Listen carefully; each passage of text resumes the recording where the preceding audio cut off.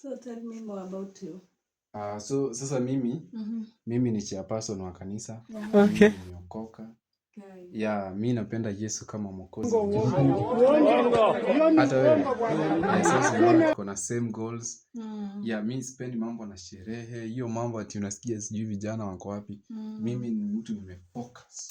You're my perfect man. Yeah, nimefocus. Yani mimi nataka by the time nafikisha 25 hivi nikuwe naendesha Lamborghini. One eternity later. Baby. Kwani unalala baby? Abuju. Men can lie. Abuju. Babe. Jigile nglas. Si ulisema ukule wangi.